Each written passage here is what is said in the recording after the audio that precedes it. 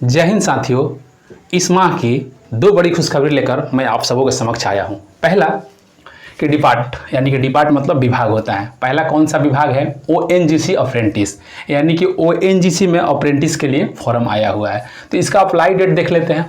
Apply date जो इसका है 1 से 20 सितंबर, यानी कि इसका अप्लाई डेट जो है यानी जो फॉर्म भरना है स्टार्ट हो चुका है। ठीक है। एज जो इसमें पूछता है आपका 18 से 24, यानी कि एज जो इसमें काउंट एज जो है आपका इसमें होना चाहिए मिनिमम आपका 18 और मैक्सिमम 24 साल। एज काउंट कहाँ से करेगा? तो 20 सितंबर 2023। इसका मतलब ये होता है, एज काउंट का मतलब ये होता है कि आपका जो मिनिमम एज है 20 सितंबर तक 18 वर्ष होना चाहिए। इससे यदि कम रहता है तो आप इस फॉर्म को नहीं भर सकते हैं। ठीक है। अब रही बात छूट की, तो वही जो छूट चलता है ओबीसी का आपका चलता है 3 साल का और एससी एसटी का 5 साल का चलता है। तो छूट यहाँ पे 3 साल और 5 साल। तो 3 साल किसको मिलेगा? इस ओबीसी को, और 5 साल किसको मिलेगा? एससी और एसटी को। ठीक है। चलिए क्वालिफिकेशन की बात करते हैं। क्वालिफिकेशन और सैलरी, यहाँ पे क्वालिफिकेशन दिया गया है, इधर सैलरी दिया गया है। यदि आप इसमें जाते हैं, इसमें अप्रेंटिस करने के लिए, तो एक चीज़ और पहले समझ लीजिए, इसमें टोटल जो निकला है 2500 पदों पर निकला है। टोटल जो सीट है इसमें 2500 निकला है। अब कौन कौन पोस्ट में? तो पोस्ट बहुत सारा वेरियस पोस्ट पे निकला हुआ है। ठीक है। अब पोस्ट के लिए देखिए, जो लोग 10th 12वीं या ITI करके जाएंगे, जिनका क्वालिफिकेशन ये रहेगा 10th 12वीं और ITI, उनको पर मंथ 7,000 रुपये मिलेगा। ठीक है। जो लोग डिप्लोमा पर जाएंगे उनको 8,000, और जो ग्रेजुएट करके मतलब बीएससी चाहिए, ग्रेजुएट में भी देख समझिए, ग्रेजुएट भी आप कीजिएगा तो आपको बीएससी मांग रहा है आपसे, तो आपका जो है 9,000 मिलेगा। एक चीज़ और समझिए, रहने का खाने का खुद से व्यवस्था करना होगा। इसमें ना तो आपको खाना दिया जाएगा और ना ही रहने का व्यवस्था दिया जाएगा। ठीक है। आगे बढ़ते हैं। एग्ज़ाम इसमें होगा कि नहीं होगा? तो इसमें समझ लीजिए एग्ज़ाम नहीं होगा। तो जब एग्ज़ाम नहीं होगा तो चयन कैसे होगा? तो चयन होगा आपके जो अंक प्रमाण पत्र होता है, जिस भी कैटेगरी में आप जाइएगा, यानी कि मान लीजिए जिस पोस्ट के लिए जा रहे हैं, तो मान लीजिए जिसमें आपका मांग रहा है डिप्लोमा, तो वहाँ से उसका और मैट्रिक का परसेंटेज देखा जाएगा, उसके आधार पे मेरिट बनेगा तो चयन होगा। ठीक है। ट्रेनिंग पीरियड इसका जो है 1 साल का होता है। ठीक है।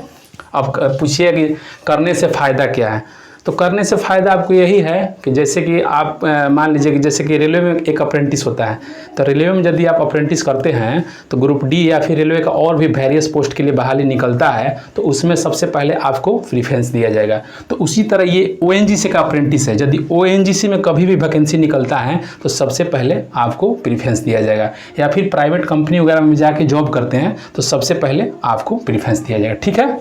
ये तो पहली हो गई। अब दूसरा देखते हैं हम लोग। दूसरा जो है आपका किस विभाग का है? तो यूपीएसआई अपकमिंग। हम ये नहीं कह रहे हैं कि यूपीएसआई का जो वैकेंसी है आया हुआ है, नहीं, अपकमिंग है, यानी कि आने वाली है। ठीक है। तो आने वाली है तो आप समझिए इस पर पोस्ट कितने पोस्ट पे आएगी? तो 3298। ठीक है। अब क्वालिफिकेशन क्या मांगेगा? तो इसमें मांगेगा ग्रेजुएट।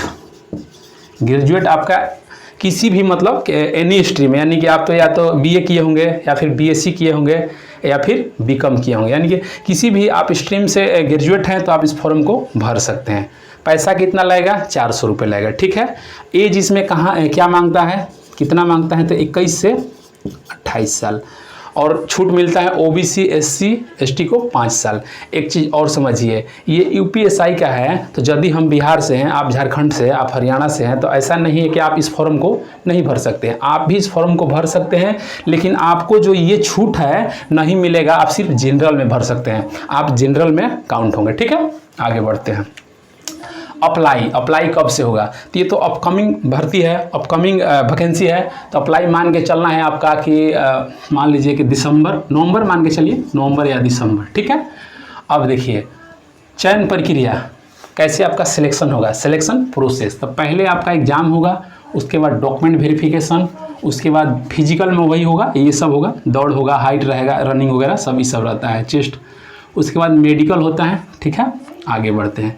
अब एक चीज़ सबसे अहम मुद्दा क्या है कि सब कुछ तो ठीक है, लेकिन पहले सिलेबस समझा जाए। क्यों? पहला स्टेज ही आपका क्या है? परीक्षा है। उसके बाद ना फिजिकल में जाइएगा जी। तो पहले देखिए सिलेबस में क्या होता है। इसमें आपका इसमें क्या होगा? तो इसमें आपका रहेगा प्रश्न 160 और अंक 400, समय 2 घंटा। तो अब यहाँ से आप मल्टीप्लाई करके देख लीजिए, एक क्वेश्चन कितने नंबर का रहेगा, 2.5 नंबर का रहेगा। तो अभी तो करेंगे तो हो जाएगा ना जी, 16 दूना 32, 8 कितना 40, यानी कि 400। एक क्वेश्चन 2.5 नंबर का, ठीक है। टाइम जो रहेगा 2 घंटा। नेगेटिव रहेगा कि नहीं, तो नेगेटिव नो, ठीक है। अब समझिए कौन कौन सब्जेक्ट से कितना कितना प्रश्न आता है। एक चीज़ और समझिए कि यूपीएससी में सबसे बढ़िया बात यही है कि सिर्फ इसमें एक पेपर देना होता है, यानी कि एक एग्जाम होगा आपका। ये नहीं है कि जैसे बिहार में है कि आपका पीटी होगा फिर उसके बाद मेंस होगा। तो इसमें क्या होगा, हिंदी होगा 40 नंबर का, ठीक है। संविधान और जीके 40 नंबर, मैथ 40 नंबर और रीजनिंग 40 नंबर। इसको आप जोड़ के भी देख सकते हैं, 1 2 3 4, देखिए 160 हो जाएगा, ठीक है।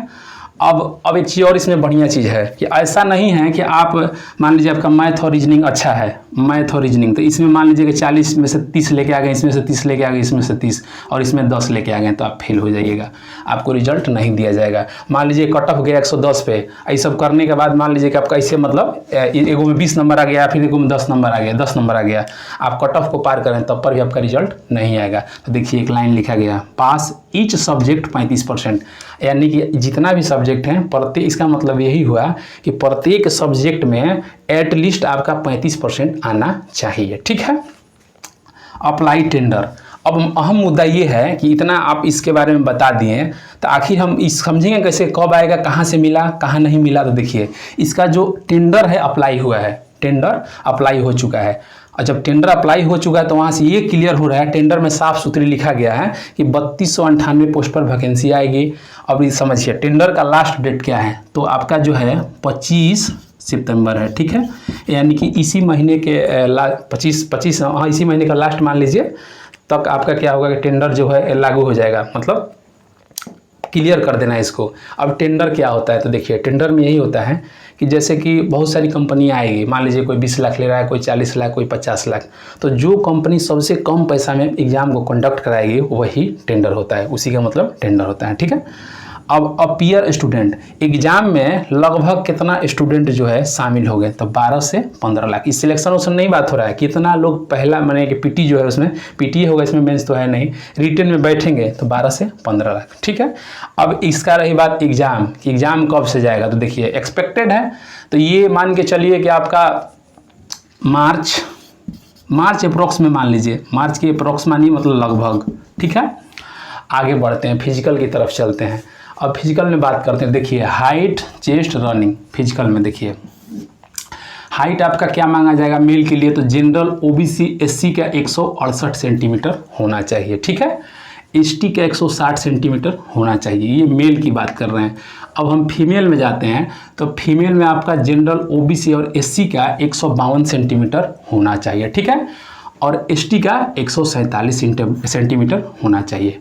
चेस्ट की बात करते हैं, तो जनरल ओबीसी और यही एससी 79-84, इसका मतलब समझ लीजिए कि बिना फुलाए आपका 79 सेंटीमीटर होना चाहिए और फुला के 84 सेंटीमीटर होना चाहिए, ठीक है। एसटी वही 77-82, ठीक है, बिना फुलाए 77 और फुला के 82। लड़कियों का चेस्ट का कोई इशू नहीं रहता है, यानी कि नहीं मांगता है, ठीक है।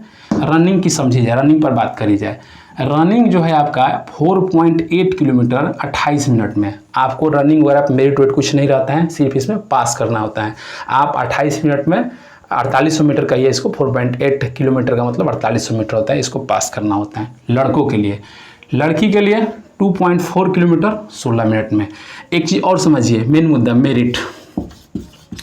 देखिए मेरिट आपका इस पर नहीं बनता है, इस पर नहीं बनता है, ठीक है। 1 मिनट ऐसे समझिए, मेरिट आपका फिजिकल पर नहीं बनता है, किस पे बनता है, तो मेरिट जो है आपका रिटेन पे बनता है।